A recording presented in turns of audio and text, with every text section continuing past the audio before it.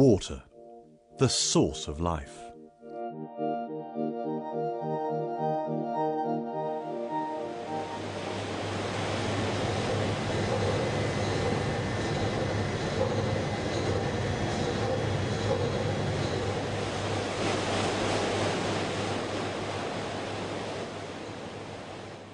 To survive, we must protect it.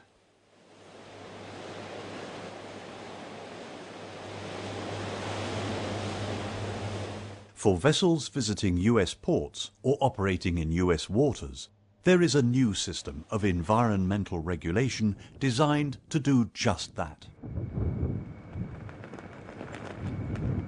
It's very comprehensive, and it deals with many areas previously unregulated. Even for the best managed vessels, it is providing a significant challenge. One that requires a detailed review of environmental protection procedures, vessel inspection schedules, manning levels, crew training and qualifications, recording and documentation. It's called the Vessel General Permit.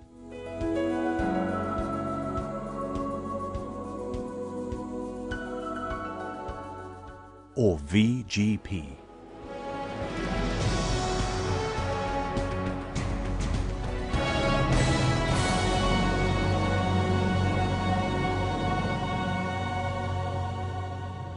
The clue lies in the title. It's a different concept from previous requirements.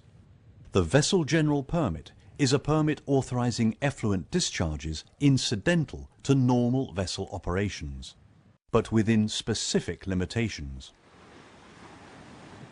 With a few exceptions, it applies to all commercial vessels in US waters. There are no certificates of compliance.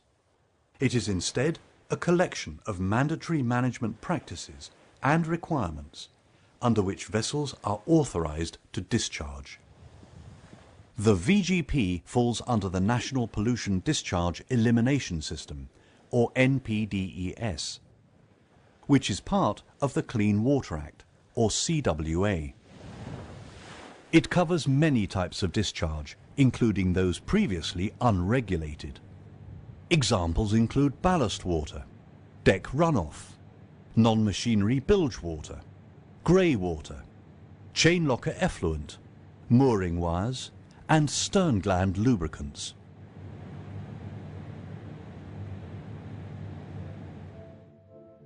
The four key strands to VGP are self-inspection, rectification, documentation, and self-reporting. There are very specific requirements set out for each strand. Failure to report, record, or rectify the causes of violations can result in heavy penalties.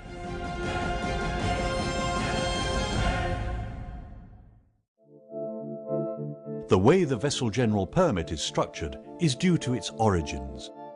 The United States has long been at the forefront of environmental protection. As early as 1973, the Clean Water Act was introduced to minimize pollution and ensure clean water. Since then, land-based industries discharging effluent into inland or coastal waters have operated under permits issued by the US Environmental Protection Agency, or EPA. This permit system has now been extended to control incidental discharges from vessels on internal waters and within 3 nautical miles of the US coast. This is the Vessel General Permit, or VGP, and compliance has been required since February 2009.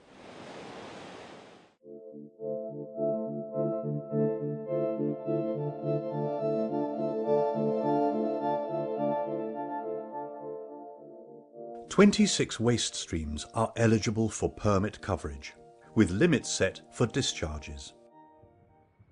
VGP also identifies 5 more general requirements. These are for material storage, for instance limiting exposure to wind and spray, for containment of toxic and hazardous materials, fuel spills and overflow such as might occur during bunkering, discharges of oil or oily mixtures, and discharges covered by other legislation or regulations. VGP defines the best management practices required for each stream. Some discharges, such as used oil and degreasers, are banned altogether.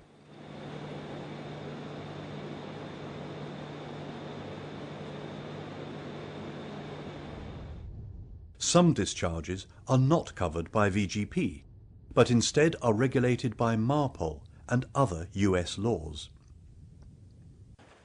Some requirements are specific to certain vessel classes.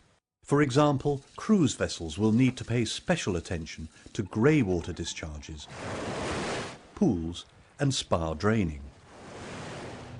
Tankers are required to undertake scupper plugging and oil containment procedures during bunkering and cargo operations. Bulk carriers must use non-toxic and phosphate-free detergents for hold washdown, and be particularly careful to sweep debris from loading and unloading into holds and not overboard.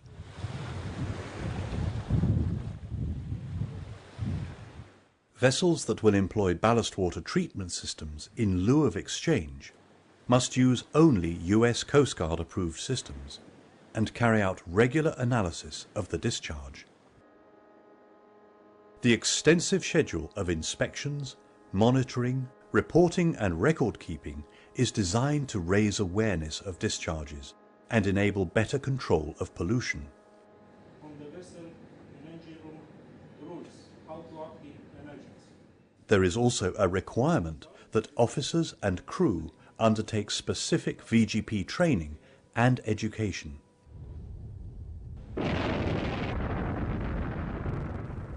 It is worth noting that some VGP requirements may be overridden in an emergency, but such events must be documented.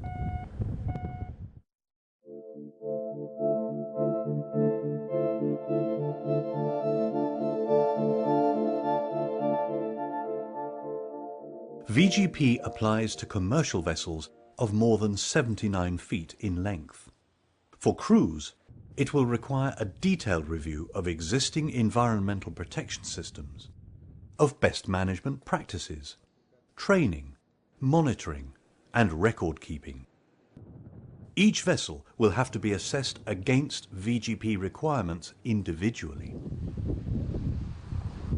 Each should have a written plan for minimizing effluent streams in accordance with the narrative best management practices and effluent limits set out in VGP.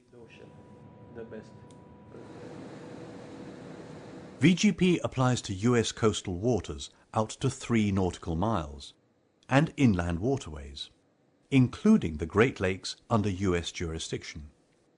However, it is worth noting that other relevant US laws are enforceable out to 12 miles from the coast.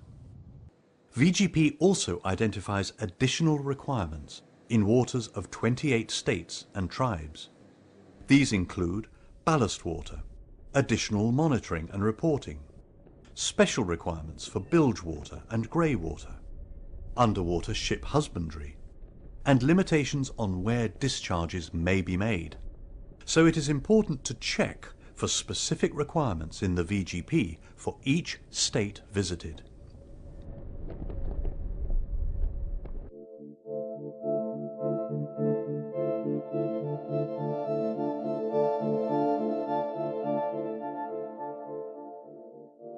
Vessels of 300 gross tons or more, or with a ballast water capacity of more than 8 cubic meters, intending to enter a US port must have filed a Notice of Intent, or NOI, 30 days prior to arrival. There is an electronic form which can be filled in and sent directly to the EPA. The NOI requires information about the owner, or operator, the vessel, the voyage, likely discharges, and who is responsible for the NOI submission. There must be a declaration certifying that all statements are true and that the person submitting them is aware of the severe penalties for false information. The correct wording must be used. This is provided in the VGP documentation.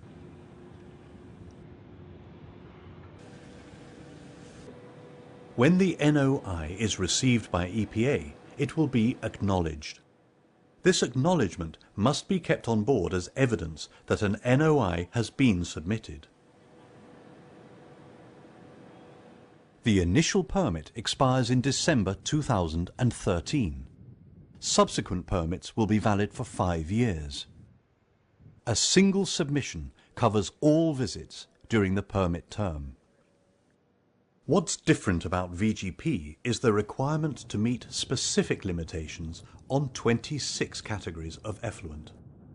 In addition, vessels are required to provide evidence of compliance and to submit annual non-compliance reports.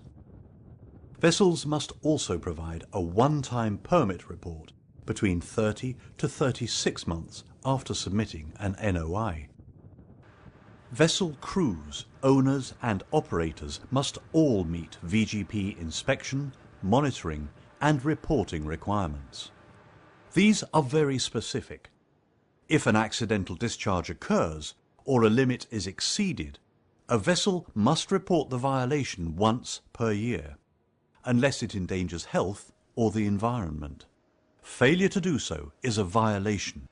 The report must be followed by a corrective action assessment.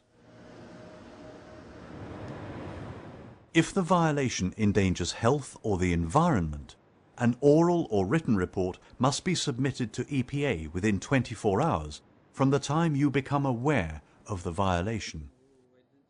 This must be followed up by a full written report within 5 days, together with a statement using the required language from an authorized person that the report is true.